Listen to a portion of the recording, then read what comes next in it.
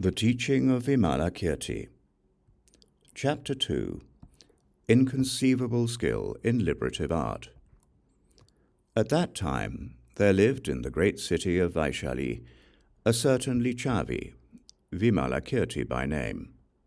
Having served the ancient Buddhas, he had generated the roots of virtue by honoring them and making offerings to them. He had attained tolerance as well as eloquence. He played with the great superknowledges. He had attained the power of retention and the fearlessnesses. He had conquered all demons and opponents. He had penetrated the profound way of the Dharma.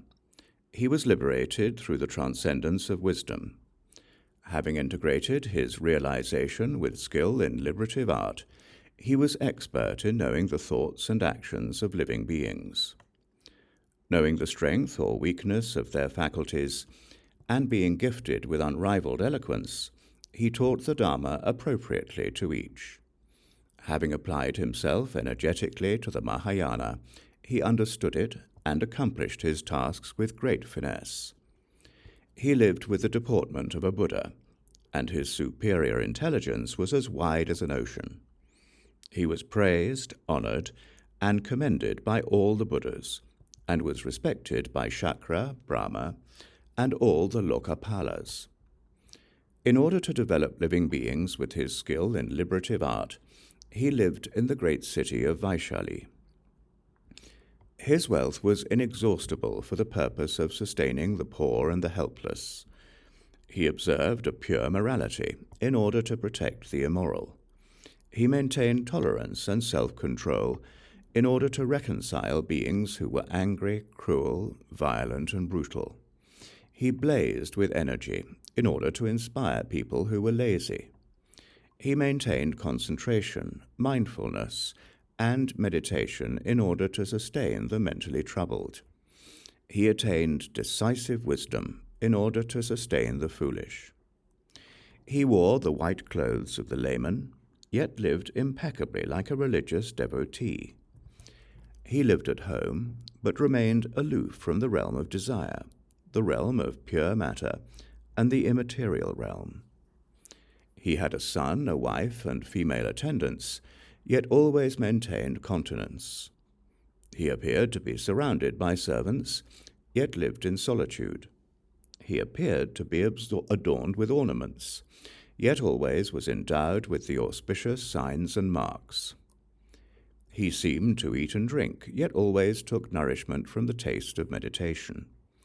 He made his appearance at the fields of sports and in the casinos, but his aim was always to mature those people who were attached to games and gambling. He visited the fashionable outsider teachers, yet always kept unswerving loyalty to the Buddha. He understood the mundane and transcendental sciences and esoteric practices, yet always took pleasure in the delights of the Dharma. He mixed in all crowds, yet was respected as foremost of all. In order to be in harmony with people, he associated with elders, with those of middle age, and with the young, yet always spoke in harmony with the Dharma. He engaged in all sorts of businesses, yet had no interest in profit or possessions. To educate living beings, he would appear at crossroads and on street corners, and to protect them he participated in government. To turn people away from the individual vehicle and to engage them in the Mahāyāna, he appeared among listeners and teachers of the Dharma. To develop children, he visited all the schools. To demonstrate the evils of desire, he even entered the brothels. To establish drunkards in correct mindfulness, he entered all the drinking houses. He was honored as the merchant among merchants because he demonstrated the priority of the Dharma. He was honored as the landlord among landlords because he renounced the aggressiveness of ownership. He was honored as the warrior among warriors because he cultivated endurance, determination, and fortitude.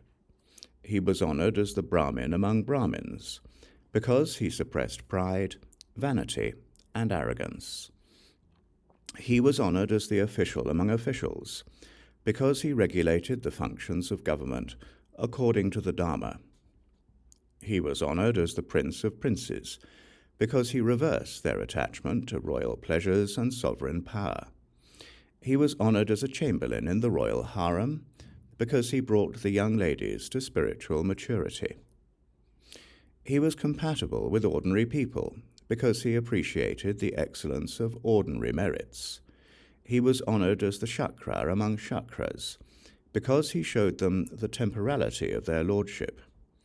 He was honored as the Brahma among Brahmas, because he showed them the special excellence of gnosis. He was honored as the Lokapala among Lokapalas, because he fostered the development of all living beings. Thus lived the Lichavi Vimalakīrti in the great city of Vaisali, endowed with an infinite knowledge of skill in liberative arts. At that time, out of this very skill in liberative arts, Vimalakīrti manifested himself as if sick. To inquire after his health, the king, the officials, the lords, the youths, the Brahmins, the householders, the businessmen, the townsfolk, the country folk, and thousands of other living beings came forth from the great city of Vaisali and called on the invalid. When they arrived, Vimalakīrti taught them the Dharma, beginning his discourse from the actuality of the four main elements. Friends, this body is so impermanent, fragile, unworthy of confidence, and feeble. It is so insubstantial, perishable, short-lived, painful, filled with diseases, and subject to changes. Thus, my friends, as this body is only a vessel of many sicknesses, wise men do not rely on it. This body is like a ball of foam, unable to bear any pressure. It is like a water bubble, not remaining very long. It is like a mirage, born from the appetites of the passions. It is like the trunk of the plantain tree, having no core. Alas, this body is like a machine, a nexus of bones and tendons. It is like a magical illusion, consisting of falsifications. It is like a dream, being an unreal vision. It is like a reflection, being the image of former actions. It is like an echo, being dependent on conditioning. It is like a cloud, being characterized by turbulence and dissolution. It is like a flash of lightning, being unstable and decaying every moment. The body is ownerless, being the product of a variety of conditions. This body is inert, like the earth, selfless, like water, lifeless, like fire, impersonal, like the wind, and non-substantial, like space. This body is unreal, being a collocation of the four main elements. It is void, not existing as self or as self-possessed. It is inanimate, being like grass, trees, walls, clods of earth, and illusions. It is insensate, being driven like a windmill. It is filthy, being an agglomeration of pus and excrement. It is false, being fated to be broken and destroyed, in spite of being anointed and massaged. It is afflicted by the 404 diseases. It is like an ancient well, constantly overwhelmed by old age. Its duration is never certain. Certain only is its end in death. This body is a combination of aggregates, elements, and sense media, which are comparable to murderers, poisonous snakes, and an empty town, respectively. Therefore, you should be repelled by such a body. You should despair of it, and should arouse your admiration for the body of the Tathagata. Friends, the body of a Tathagata is the body of Dharma, born of gnosis. The body of a Tathagata is born of the stores of merit and wisdom. It is born of morality, of concentration, of wisdom, of the liberations, and of the knowledge and vision of liberation. It is born of love, compassion, joy, and impartiality. It is born of charity, discipline, and self-control. It It is born of the path of the 10 virtues. It is born of patience and gentleness. It is born of the roots of virtue planted by solid efforts. It is born of the concentrations, the liberations, the meditations, and the absorptions. It is born of learning, wisdom, and liberative art. It is born of the 37 aids to enlightenment. It is born of mental quiescence and transcendental analysis. It is born of the 10 powers, the 4 fearlessnesses, and the 18 special qualities. It is born of all the transcendences. It is born from sciences and superknowledges. It is born of the abandonment of all evil qualities and of the gathering of all good qualities.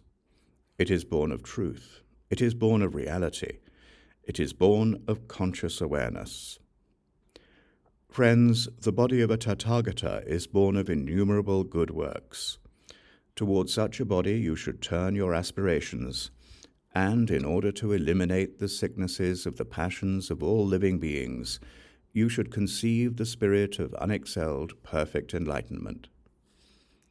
While the Lichavi Vimalakīrti thus taught the Dharma to those who had come to inquire about his sickness, many hundreds of thousands of living beings conceived the spirit of unexcelled, perfect enlightenment.